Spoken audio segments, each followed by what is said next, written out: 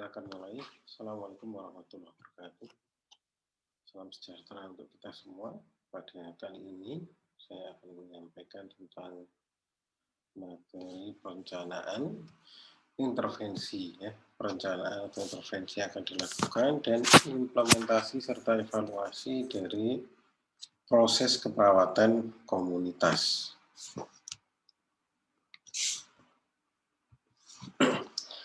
Nah, perencanaan di dalam keperawatan komunitas berorientasi pada beberapa hal, antara lain promosi kesehatan, pencegahan penyakit atau preventif, kemudian manajemen krisis, dan pemeliharaan kesehatan.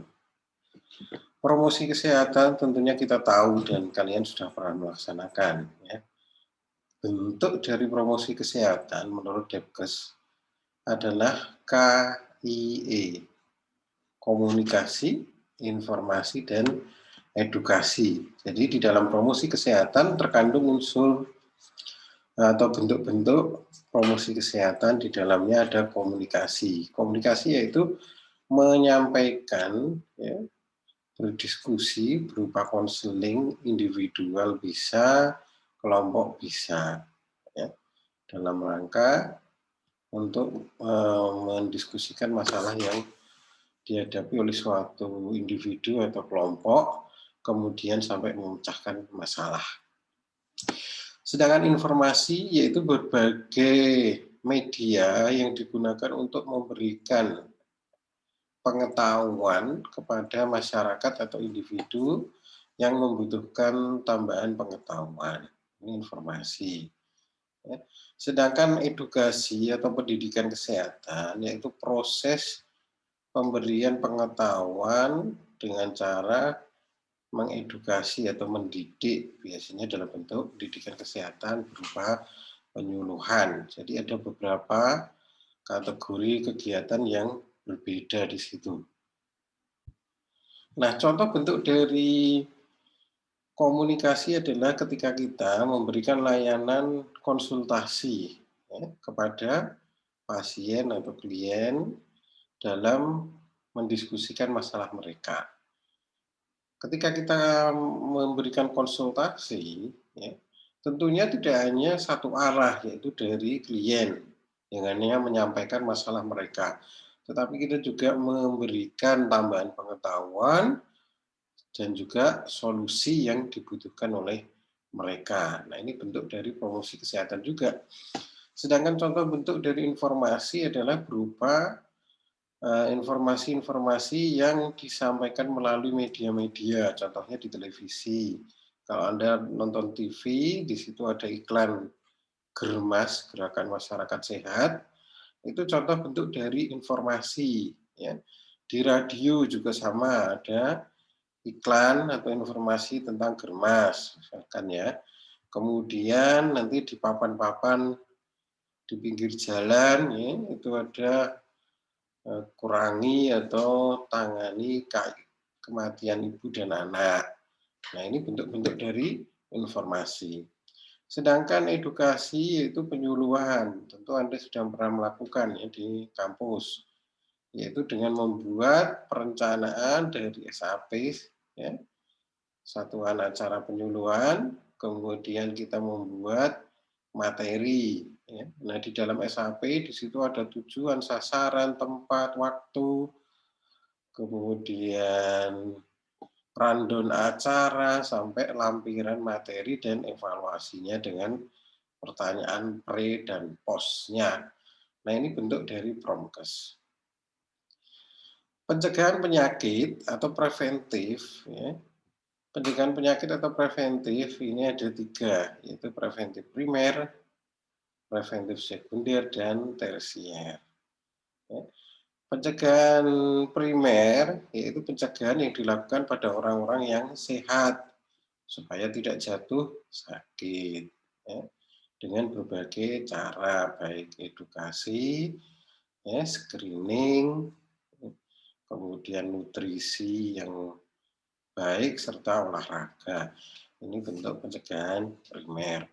Sedangkan pencegahan sekunder yaitu orang yang sudah terindikasi ke arah sakit. maupun sudah sakit supaya tidak lebih parah atau mengalami kecacatan. Nah, itu preventif sekunder. Sedangkan preventif tersier yaitu orang yang sudah sakit dipulihkan, kesehatannya ya supaya bisa kembali beraktivitas seperti sedia kala. Kalaupun tidak bisa karena ada kecacatan atau tidak bisa pulih 100%, maka preventif tersier diarahkan supaya kualitas hidupnya tetap optimal dengan kondisi barunya. Ya.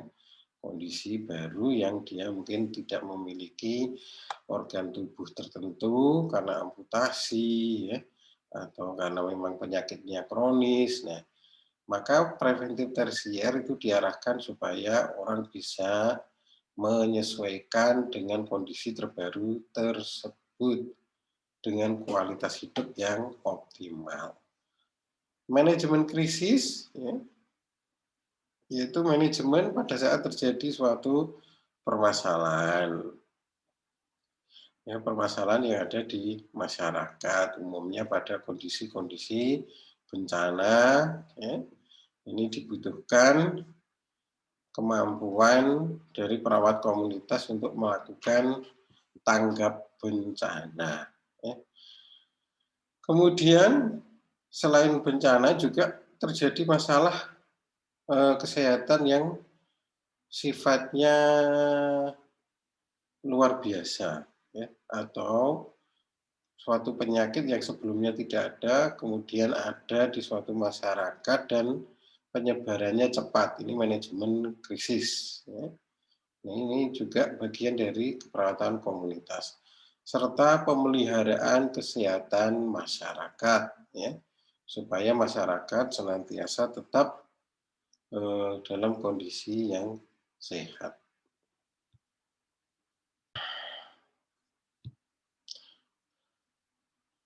Langkah-langkah di dalam menyusun perencanaan yaitu menetapkan prioritas masalah. Langkah pertama yaitu menentukan prioritas. Prioritas masalah ini bagian dari diagnosa keperawatan, ya. Jadi setelah menentukan diagnosa keperawatan, tentunya tidak hanya satu ya diagnosanya, bisa lebih dari satu. Nah, dari beberapa diagnosa tersebut harus dipilih mana yang harus diselesaikan terlebih dahulu, ya. Karena tidak semua masalah itu harus ditangani segera. Nah, ini diperlukan namanya penetapan prioritas. Setelah tahu ya, masalah atau diagnosa mana yang prioritas, maka menetapkan sasaran atau goal dari upaya untuk menyelesaikan masalah prioritas tersebut. Dari goal, ya, maka tetapkan tujuan. Apa tujuan jangka pendeknya? Apa tujuan jangka panjangnya? Tujuan jangka pendek akan mengarah ke kegiatan-kegiatan yang digunakan, yang dilaksanakan untuk menyelesaikan masalah yang lebih besar yaitu diagnosa. Nah, untuk menyelesaikan satu diagnosa tentunya tidak hanya satu kegiatan, ya, karena strategi dalam pelaksanaan keperawatan komunitas itu tidak hanya satu, misalkan hanya Penkes kan nggak mungkin masalah masyarakat kok hanya diselesaikan dengan Penkes. Tentunya ada strategi yang lain. Nah, setiap kegiatan itu ada tujuannya, namanya tujuan jangka pendek, yaitu setiap kegiatan selesai selalu dievaluasi. Sedangkan gabungan dari tujuan-tujuan jangka pendek itu akan mencapai tujuan jangka panjang, yaitu terselesainya masalah. Nah, kalau selesai masalah, ini namanya tujuan jangka panjang. Ya. Nanti akan kita diskusikan. Kemudian menetapkan rencana atau intervensi. Kita mulai dari menetapkan prioritas. Ya. Pelibatan masyarakat di dalam menentukan prioritas sangat dibutuhkan, terutama saat MMD atau musyawarah masyarakat desa. Ada 6 kriteria menurut Stanhope. Langsung saja. Nah, menurut Stanhope dan Lancaster ya, ada 6 kriteria, yaitu 1, kesadaran masyarakat akan masalah. Jika ada suatu diagnosa, maka kita harus tahu dulu, bagaimana kesadaran masyarakat akan masalah tersebut. Ya. Kemudian yang kedua, motivasi masyarakat untuk menyelesaikan masalah. Adakah motivasi dalam masyarakat untuk menyelesaikan masalah tersebut? Ya. Kemudian, kemampuan perawat dalam memengaruhi penyelesaian masalah. Jadi yang dilihat adalah kemampuan perawat. Yang keempat, ketersediaan ahli yang terkait dengan solusi yang dibutuhkan. Yang kelima, beratnya konsekuensi jika masalah tidak selesai. Dan yang keenam, mempercepat masalah dengan resolusi yang dapat dicapai. Nah, di dalam Stanhope dan Lancaster ini ada weight dan rating. Ya. Ada bobot serta ada skala.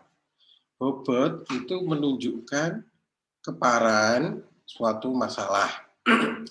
Skornya 1 sampai 10. Ya. 1 menunjukkan ringan, sedangkan 10 menunjukkan berat. Ya. Semakin tinggi skornya, ya, maka dia semakin jelek tingkat masalahnya. Ya. Dari masing-masing 6 kriteria tersebut. Contohnya, kesadaran masyarakat akan masalah. Ya. Nah, ini dilihat dari kenyataan real mereka. Kesadarannya bagaimana? Kalau rendah, ya, mereka tidak memahami masalah, bahkan salah persepsi tentang masalah, maka ini bobotnya akan tinggi. Ya. 10 ya, atau 8. Ya. Sedangkan jika masyarakat sudah sadar mengetahui masalahnya, maka skornya lebih rendah untuk bobot. Sedangkan di kriteria adalah kemampuan atau sumber daya dari masyarakat terkait permasalahan tersebut untuk menyelesaikannya. Contohnya di kesadaran masyarakat akan masalah. Adakah keinginan masyarakat, adakah kemampuan, keinginan, karena ini kesadaran ya, adakah kesadaran masyarakat ya, untuk upaya menyelesaikannya yang sudah dilakukan selama ini dan yang diinginkannya. Kalau tadi hanya sekedar kesadaran, kalau di skala atau rating, ini sumber daya yang berkaitan dengan kesadaran. Ya. Semakin baik sumber dayanya, maka skor ratingnya semakin tinggi. Ya. Jadi semakin tinggi sumber daya yang dimiliki, ya, maka semakin tinggi juga skor. Nah, terkait dengan kesadaran, itu apakah ada pendidikan kesehatan, atau mereka bisa menyebutkan masalahnya. Semakin tinggi masalah dan semakin tinggi rating, maka nanti akan menjadi semakin prioritas. Ya, begitu. Nah, weight dan rating ini tidak harus berbanding lurus. Ya. Bisa jadi kesadaran masyarakatnya rendah, tetapi di situ ada seseorang yang bisa memberikan edukasi dan memiliki pengaruh besar. Maka di situ weight-nya tinggi, ya, ratingnya tinggi, ya, atau juga bisa sebaliknya. Ya. Kesadaran masyarakatnya rendah, ternyata di situ sumber dayanya juga rendah, maka weight-nya tinggi, ratingnya akan rendah. Ya. Nah, demikian seterusnya sampai ke 6. Ini untuk rasional rating bisa dibaca. Weight itu berkaitan dengan kenyataan ya, yang ada di lapangan. Contohnya motivasi masyarakat menyelesaikan masalah. Motivasinya bagus, ya, mereka ingin berubah, maka kriteria weight-nya dia 1 atau 2. Kenapa? Karena dia bagus. Ya. Tapi kalau motivasinya rendah, ya, motivasi untuk menyelesaikannya tidak ada, maka weight-nya dia masuk ke tinggi, itu 8, 9, atau 10. Sedangkan di rating, untuk motivasi yang dilihat adalah kepercayaan mereka terhadap apakah masalah dapat dipecahkan atau tidak. Ya. Nah, kalau sebagian besar percaya ya, bahwa masalah tersebut dapat dipecahkan, ya, maka skornya bisa tinggi. Ya. Kalau sebagian 50%, maka skornya juga 50%. Ya. Tapi kalau seluruh masyarakat tidak percaya, maka skornya 1, ya, lebih rendah. Ini sumber dayanya berarti rendah. Jadi bedakan antara weight ya, maupun rating. Ya, kalau weight mengacu pada realita yang ada di masyarakat, sedangkan yang rating berkaitan dengan sumber daya yang ada atau berkaitan dengan sumber daya yang mungkin untuk digunakan. Skor maksimum adalah 600 karena 10 kali 10 ya 100 dikalikan jumlah itemnya ada 6. Tertinggi adalah 600. Semakin tinggi berarti semakin prioritas. Ini untuk Stanhope dan Lancaster. Untuk yang kedua, cara memprioritaskan menurut Ervin ya di Advanced Community Nursing ada 3 parameter menurut Ervin dan ini lebih sederhana ya, dibandingkan Stanhope dan Lancaster tadi. Menurut Ervin ada 3 parameter yaitu dilihat dari ketidakefektifan manajemen. Dilihat dari pentingnya masalah untuk dipecahkan. Ya. Seberapa penting masalah untuk dipecahkan? 1 rendah, 2 sedang, 3 tinggi. Ya. Kalau tinggi berarti dia mendapatkan skor 3 ya, lebih sederhana, gampang ya. Perubahan jika diatasi. Adakah perubahan positif ketika masalah diatasi? Ya. Jika tidak ada sama sekali, skornya 0. Ya. Jika diatasi ada perubahan rendah, maka skornya rendah, 1. Jika tinggi, berarti skornya tinggi, yaitu 3 ya. Ini untuk dampak positifnya kalau masalah diselesaikan. Parameter ketiga adalah peningkatan kualitas hidup jika masalah diselesaikan. Ya. Adakah peningkatan kualitas hidup dari masyarakat setelah masalah diselesaikan? Jika ada, ya, maka dilihat kualitas hidupnya rendah atau sedang, ya, atau ya. Kalau rendah maka 1, kalau sedang 2, sedang sampai baik ya. Sedangkan tidak ada peningkatan kualitas hidup maka skornya 0. Di total berarti nilai tertinggi adalah 8. Ya.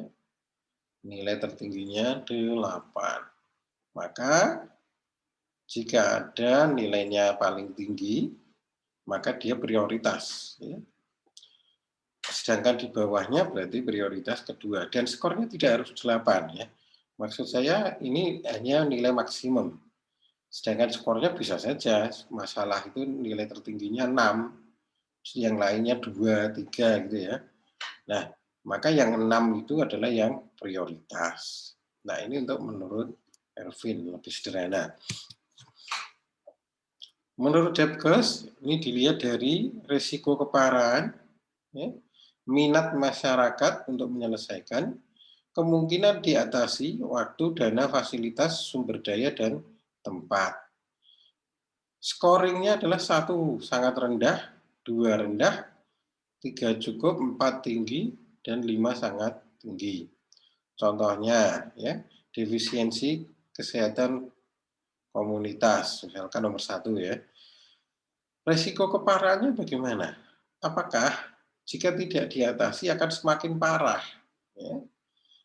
Maka di sini dinilai, oh ternyata kalau tidak diatasi tidak terlalu parah, ya, risikonya rendah, maka 2.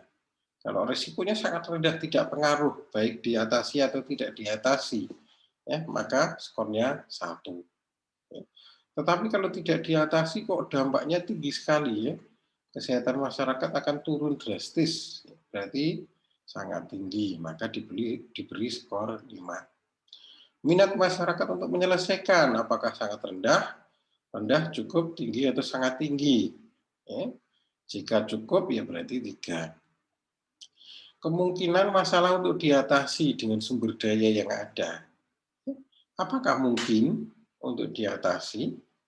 Ya, kalau mungkin, maka dilihat apakah kemungkinannya rendah. Ya, rendah misalkan karena SDM, pendanaan tidak ada sama sekali dan dukungan dari pihak pemerintah maupun lintas sektor juga tidak ada. Maka sangat rendah, diberi skor 1. Ya. Kemudian waktu, dana, fasilitas, sumber daya, dan tempat. Ya.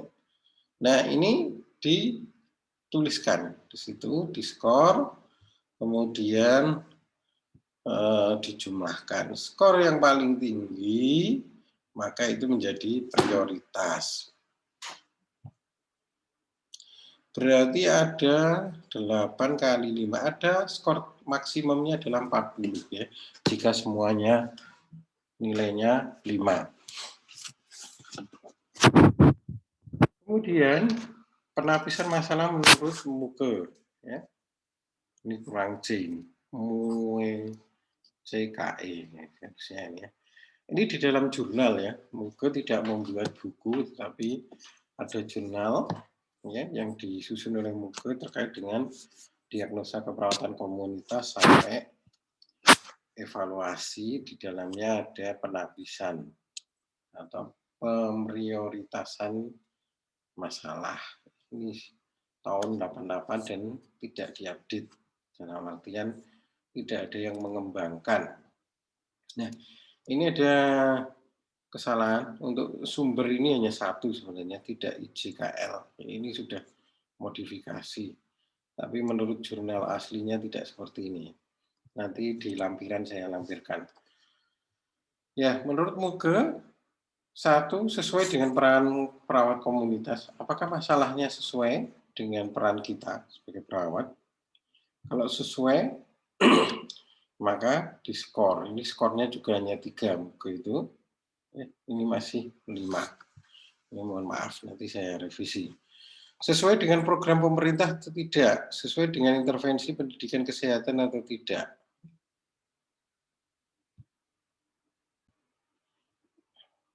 Ya, ini menurut Muke ya, ini yang benar. Kalau tadi maaf, belum direvisi. Menurut Muke, ini yang di atas ini ya, 1, appropriate for community health nursing. Apakah masalah tersebut relevan dan sesuai dengan wewenang perawat komunitas? Ya. Kemudian yang kedua, prevalensi dari risikonya bagaimana? Angka kejadiannya bagaimana? Apakah tinggi, rendah? Ya. Kemudian severity risk, ya. Bagaimana tingkat keparahannya? Ya. Kemudian potensial risiko untuk dikurangi, ya. Potensial for risk reduction. Ya. Jadi bagaimana potensinya untuk dikurangi? Apakah mudah? Ya. Apakah sulit? Ya. Kemudian community interest. Bagaimana ketertarikan dari masyarakat? Apakah mereka ada motivasi tertarik untuk menyelesaikan masalah atau tidak? Kemudian expected duration of program effect, ya, seberapa lama dampak dari program yang diharapkan, ya, berapa lama untuk diselesaikan. Kemudian availability dari resource, ya, ketersediaan sumber daya. Ada 6, ada 7 di sini ya. 1, 2, 3, 4, 5, 6, 7. Ya. 7 indikator dari Muke. Ya. Scoringnya hanya 3, yaitu 0, no priority. Jadi tidak ada prioritas. 2, sim priorities, ya, some priorities, ya, prioritas sedang, dan high priority, prioritas tinggi. Ya. Nah, misalkan kesesuaian dengan peran dari perawat. Apakah masalahnya merupakan bagian dari kewenangan perawat? Jika iya, maka dia scoringnya 2, high priority. Ya. Kalau tidak sesuai, maka 0. Ya. Kalau sesuai dan harus ada kolaborasinya banyak, berarti dia some priority, skornya 1, dan seterusnya. Nah, itu tadi ada beberapa cara menurut para pakar bagaimana cara memprioritaskan suatu masalah atau diagnosa keperawatan komunitas. Selanjutnya adalah menetapkan sasaran atau goal. Ya. Sasaran merupakan hasil yang diharapkan. Sasaran dalam pelayanan kesehatan diartikan sebagai pernyataan situasi ke depan, kondisi atau status jangka panjang, dan belum bisa diukur saat ini. Jadi hanya baru bisa ditargetkan, ya, berdasarkan pengalaman. Nah, contoh penulisan sasaran adalah meningkatkan cakupan imunisasi pada bayi, contohnya. Memperbaiki komunikasi antara orang tua dengan anak. Meningkatkan status nutrisi pada balita, menurunkan kejadian stroke. Nah, ini contoh statement goal, ya, dengan kalimat aktif, meningkatkan, memperbaiki, atau menurunkan jika masalah. Ini sasaran.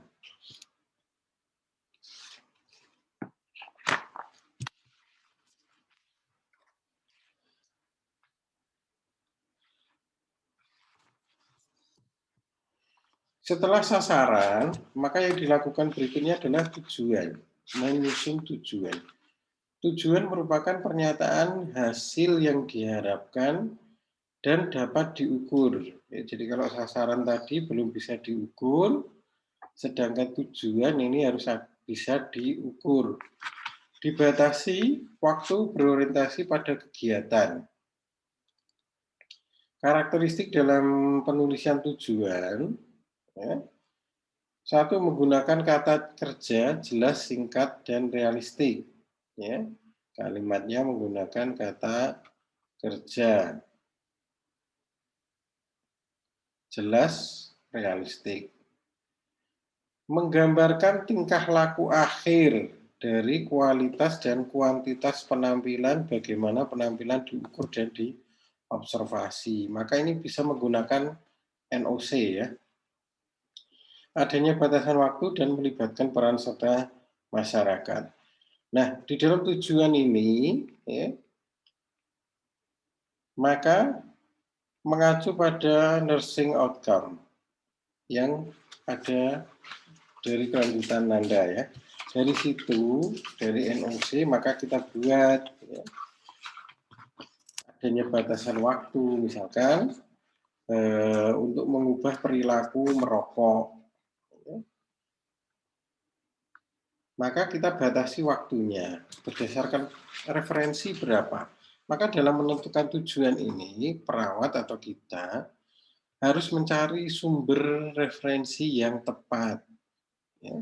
Smoking cessation atau berhenti merokok, program berhenti merokok, itu berapa lama? Ya. Jangan Anda membuat tujuan kok 1 hari selesai, tidak mungkin. Ya. Maka dari referensi berapa? Butuh 14, misalkan 6 minggu, ya, 10 minggu, 20 minggu, ya, tergantung dari referensi. Maka dituliskan di situ, ya, setelah perawatan dalam 10 minggu, gitu ya, misalkan, maka perilaku merokok berkurang atau berhenti. Ini klien dapat berhenti merokok. Ya. Nah, jenis dari tujuan ada dua, yaitu tujuan jangka panjang serta tujuan jangka pendek. Tujuan jangka panjang adalah hasil yang diharapkan merupakan target akhir dari seluruh rangkaian pemecahan masalah. Ya, satu diagnosa. Ini tujuan jangka panjang. Jadi satu diagnosa selesai, terselesaikan. Ini adalah tujuan jangka panjang. Terdiri dari indikator yang sangat luas dan cenderung abstrak. Ya, contohnya, setelah dilakukan intervensi keperawatan selama 16 minggu, kelompok caregiver, ya, pemberi layanan keperawatan di masyarakat, mampu melakukan manajemen kesehatan pada stroke, ya, pada anggota keluarga. Jadi ada waktunya, kemudian kalimatnya kata kerja, ya, melakukan manajemen kesehatan, ya. Kemudian ada batasan waktu, ya, dan seterusnya, melibatkan masyarakat. Sedangkan tujuan jangka pendek adalah hasil yang diharapkan dari setiap kegiatan yang dilakukan pada waktu tertentu. Contohnya, kalian kan mengharapkan tujuan jangka panjangnya caregiver yang memberi perawatan di rumah, misalnya masyarakat yang sudah terlatih, ya, mampu melakukan manajemen. Maka untuk mampu melakukan manajemen ini, anggota keluarga yang akan dilatih untuk menjadi caregiver, pasti kan ada pendidikan kesehatan, ada demonstrasi skills, ya. Bisa dibuat dua kegiatan terpisah. Ya. Maka misalkan di pendidikan kesehatan dulu, Penkesnya dulu, setiap Penkes maka ada tujuan jangka pendeknya. Supaya apa? Pengetahuannya meningkat. Ya. Hanya pengetahuan, kan problemnya belum selesai. Ya. Baru peningkatan pengetahuan. Nah, satu tujuan peningkatan pengetahuan ini adalah tujuan jangka pendek.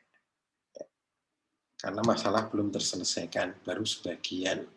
Sedangkan jika nanti semua kegiatan sudah selesai dan masalah selesai, maka itu tujuan dari jangka panjang tercapai. Selanjutnya adalah menetapkan rencana tindakan atau intervensi. Cakupan yang harus terpenuhi dalam menetapkan rencana keperawatan, ya, yaitu satu, hal apa yang akan dilakukan. Maka di dalam membuat perencanaan atau intervensi, pertanyaan pertama adalah apa yang bisa dilakukan untuk menyelesaikan masalah tersebut dalam bentuk program atau kegiatan. Yang kedua, waktunya kapan?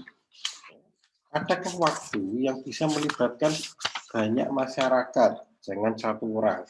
Ya, tadi waktu yang bisa melibatkan banyak masyarakat atau kelompok, tergantung strategi kita. Kemudian yang ketiga, jumlahnya.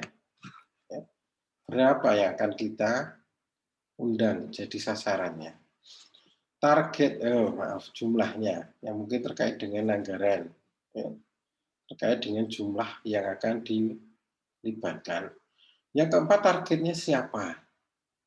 Siapa adalah sasaran yang akan diedukasi, yang diintervensi. Ya. Tempatnya di mana? Ini yang kelima ya, tempatnya di mana. Hal yang penting diperhatikan dalam menetapkan adalah satu, apakah program pemerintah terkait dengan masalah kesehatan? Adakah program dari pemerintah? Kalau ada, kita bisa partnership ataupun strategi lintas sektor. Ya. Kemudian yang kedua, situasi yang adanya bagaimana? Sumber dayanya bagaimana? Adakah program sebelumnya yang pernah dijalankan dan apakah berhasil atau tidak berhasil? Menekankan community empowerment, jadi pemberdayaan, bukan dari kita saja. tetapi masyarakat harus terlibat. Kemudian penggunaan teknologi tepat guna, adakah teknologi yang bisa dimanfaatkan yang sesuai untuk menyelesaikan masalah, serta mengedepankan upaya promotif dan preventif tanpa mengabaikan kuratif dan rehabilitatif. Jadi yang diutamakan adalah promotif ya karena masyarakat. Tetapi jika ada yang sakit, maka preventif dan kuratif dan rehabilitatifnya tidak boleh diabaikan. Ya, ini jenis layanan ya, promotif, preventif, kuratif, dan rehabilitatif. Nah, ini linknya NOC ke NIC, maka diantaranya akan menjadi planning. Ya. Jadi planning di dalam keperawatan komunitas itu merupakan gabungan dari NOC dan NIC. Nah, di dalam menentukan NIC atau intervensi, ya, ada tiga strategi yang bisa digunakan, yaitu prevensi primer, prevensi sekunder, dan prevensi tersier. Ya, jadi setiap kita menyusun intervensi di dalam keperawatan komunitas, maka kita kelompokkan menjadi 3. Prevensi primer, prevensi sekunder, dan prevensi tersier. Ya. Karena berbasis masyarakat, maka kita lebih ke promotif dan preventif. Prevensi primer yaitu aktivitas yang dilakukan untuk mencegah ya, kecacatan dan injuri berupa pendidikan kesehatan ya, yang utama. Ini pendidikan kesehatan. Ya, ini primary. Secondary aktivitas yang berkaitan dengan deteksi dini penyakit dan perawatan. Ya. Untuk primary tadi, ya, itu mencegah supaya tidak terjadi sakit. Ya, ini mungkin salah ketik ini ya. Untuk mencegah supaya orang tidak jatuh sakit, ini primary. Ya. Tidak jatuh sakit dan injury. Ya, sehingga dicegah supaya tidak sakit atau terluka. Yang secondary adalah aktivitas yang berkaitan dengan deteksi dini untuk pencegahan penyakit lebih lanjut. Contohnya screening kesehatan. Jadi sudah ada indikasi ya, orang dengan obesitas itu ada risiko, tetapi dia belum mengalami. Maksudnya risiko diabetes, risiko hipertensi. Nah ini baru risiko. Tetapi dia sudah maladaptif. Ya, maka ini sudah secondary. Nah, kemudian prevensi tersier yaitu aktivitas yang dilakukan untuk mencegah agar tidak terjadi kecacatan atau prognosis lebih buruk. Ya. Pada orang-orang yang sudah sakit, supaya sakitnya tidak lebih parah, maka harus dilakukan prevensi tersier. Nah ini formatnya, format dari nursing care plan-nya, data, diagnosa, NOC, dan NIC. Nah, ini yang kita lakukan sebagai perawat dengan nursing care plan. Sedangkan ketika kita mempresentasikan di masyarakat, maka kita menggunakan format yang di sini, yaitu diagnosa, tujuannya tadi jangka panjang, jangka pendek, strategi intervensi, nanti ada perkuliahannya. Strategi intervensi itu ada 5 macam. Ya. Pertama, promosi kesehatan, di dalamnya KIE, komunikasi, informasi, dan edukasi. Strategi yang kedua yaitu proses kelompok, ya, atau grup proses, yaitu memanfaatkan sumber daya kelompok yang ada di masyarakat. Kelompok yaitu adanya sekumpulan orang yang memiliki karakteristik yang sama. Ya. Misalkan Karang Taruna, itu sama-sama remaja. Ya. PKK, ibu-ibu, itu kelompok. Nah, ketika kita membuat program, strateginya bisa memanfaatkan sumber daya yang ada di kelompok tersebut. Ya. Misalkan kita mau mengedukasi tentang berhenti merokok, maka kita tidak perlu mengumpulkan lagi, biarkan Karang Taruna yang bergerak. Ya, ini contohnya strategi proses kelompok atau grup proses. Strategi yang ketiga yaitu empowerment, pemberdayaan. Memanfaatkan sumber daya masyarakat secara keseluruhan.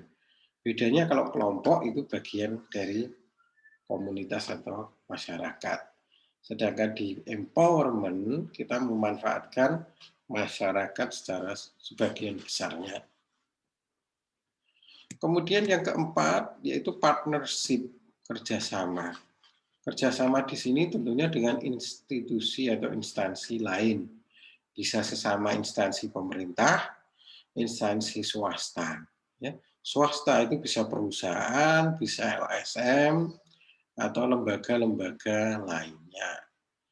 Kenapa? Karena untuk untuk memberikan penyelesaian masalah di masyarakat, kita maupun masyarakat tidak bisa sendiri. Kita membutuhkan sumber daya dari orang lain atau kelompok lain atau instansi lain.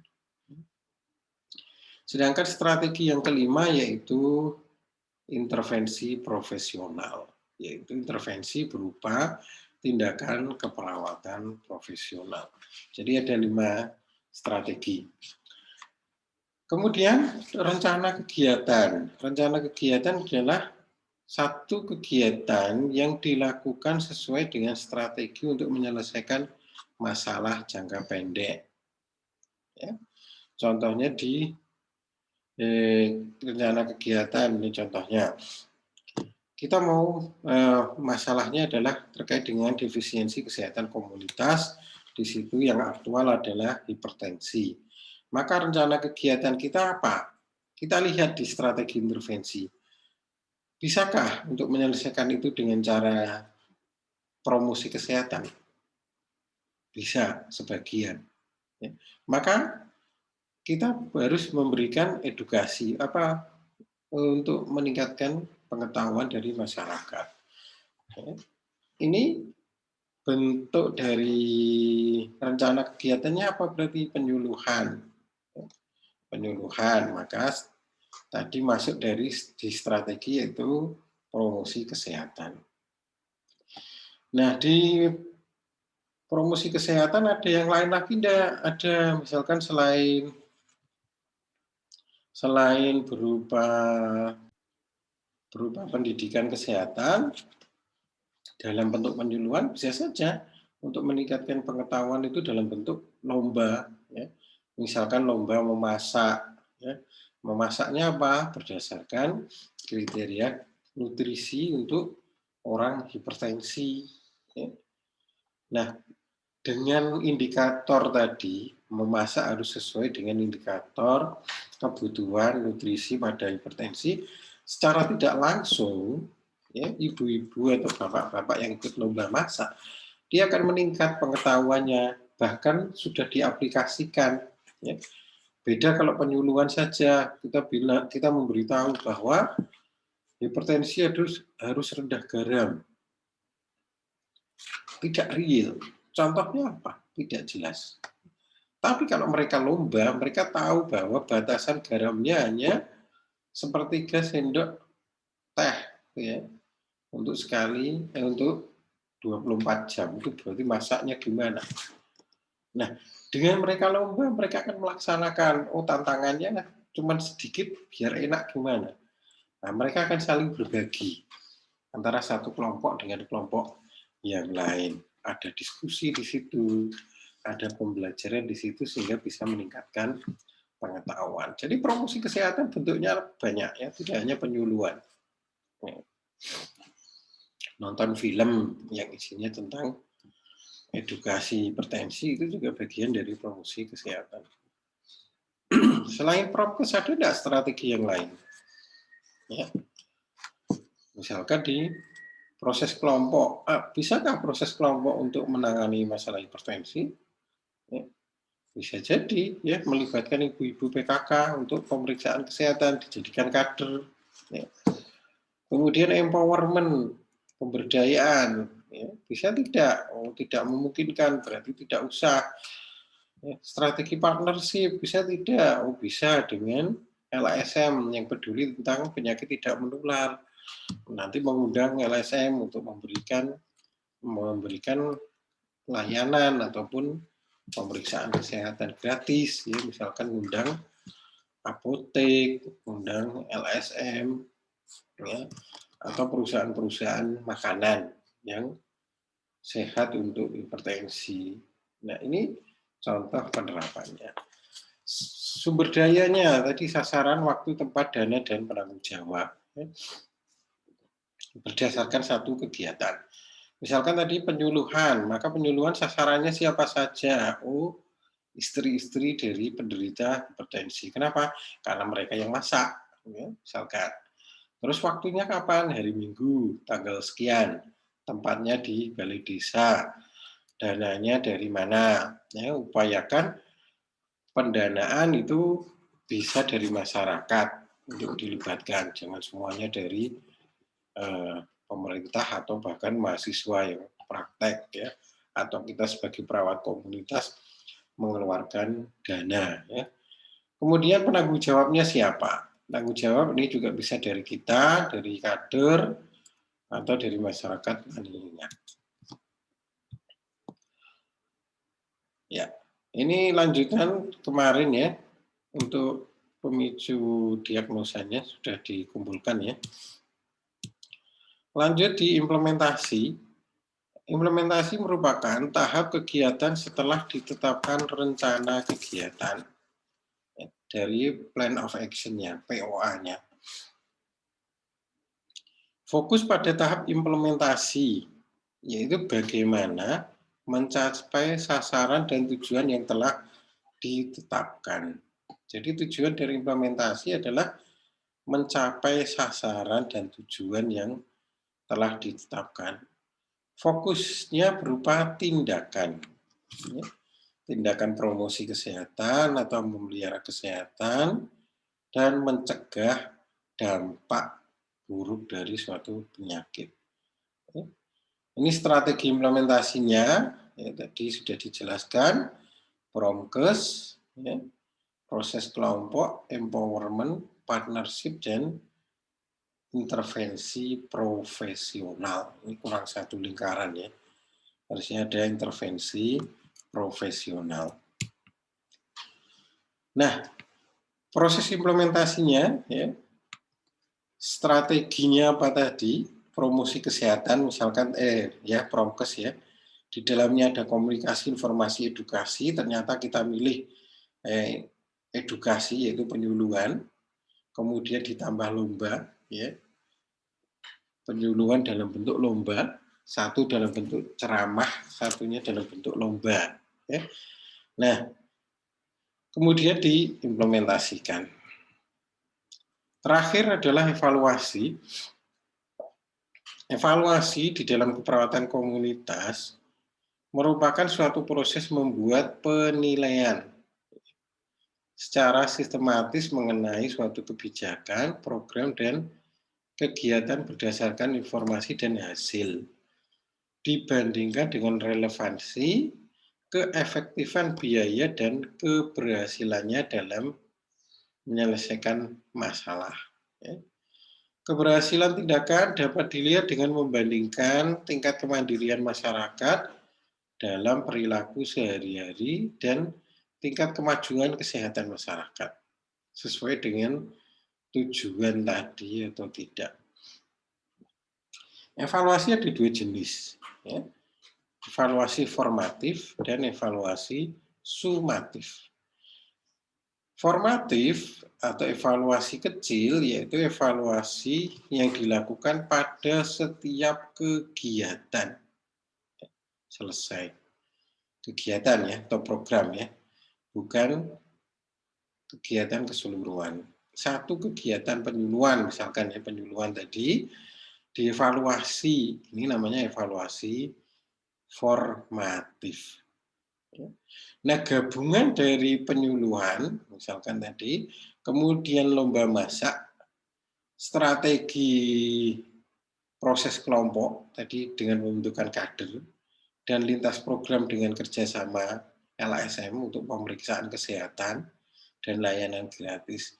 Nah, ini kalau semua program tadi dari Promkes berupa 2 kegiatan, proses kelompok 1 kegiatan, kemudian dari strategi lintas program dengan partnership ada 2 program, ya. Gabungan dari program-program atau kegiatan ini namanya evaluasi sumatif. Kalau yang satu-satu tadi formatif, kalau gabungan dari kegiatan berarti ada 2 tambah 1 tambah 2. Ada 5 kegiatan untuk menyelesaikan ya, defisiensi kesehatan masyarakat berupa hipertensi. 5 kegiatan ini dievaluasi semua jadi satu. Apakah defisiensi kesehatan komunitasnya bisa terselesaikan atau tidak? Ini namanya sumatif. Ya, di situ bisa ketahuan ya masalah utamanya selesai atau tidak. Jadi bisa dibedakan ya, satu formatif, satunya sumatif. Proses evaluasi yang dilakukan adalah menentukan tujuan evaluasi. Untuk apa evaluasi itu harus dipahami. Menyusun desain evaluasi, cara mengevaluasinya bagaimana? Menggunakan kuesioner kah, pre-post, atau menetapkan indikator tertentu kemudian dinilai, ya, bisa dicentang-centang. Kemudian mendiskusikan rencana evaluasi, jadi didiskusikan. Menentukan pelaku, siapa yang mengevaluasi, kemudian melaksanakan evaluasi, mendiseminasikan atau mempresentasikan hasil evaluasi dan menggunakan hasil evaluasi untuk perbaikan program. Kriteria penilaian di dalam evaluasi, 1 relevansi. Apakah tujuan program mendukung tujuan kebijakan? Ya. Adakah relevansinya? Apakah efektif? Ya, tujuan program tercapai? Apakah efisien terkait dengan pembiayaannya? Ya, kalau biayanya tinggi ternyata dampaknya tidak ada, ya berarti tidak efisien, rugi misalnya. Hasil, apakah indikatornya membaik? Ya. Dampaknya, ya, apakah dampak kesehatan di masyarakat kelihatan? Dan keberlanjutannya, ya, apakah bisa dilanjutkan? Nah, ini bentuk evaluasi, diagnosa, jenis kegiatan atau programnya apa, evaluasi, struktur, proses, dan hasil. Ya. Yang dimaksud di sini ya, struktur, yaitu bentuk struktur dari pelaksanaan kegiatan. Sedangkan proses ya, ini berkaitan dengan jalannya dari suatu kegiatan. Ini dievaluasi. Hasilnya ya berarti ada tidaknya perbandingan sebelum dan sesudah. Analisa, pendukung dan penghambat serta rencana tindak lanjut. Ya, ini selesai. Nanti di lampiran ada contoh ya, dari perencanaan di keperawatan komunitas sampai evaluasi. Saya kira cukup untuk pertemuan kali ini. Saya akhiri, kurang lebihnya mohon maaf.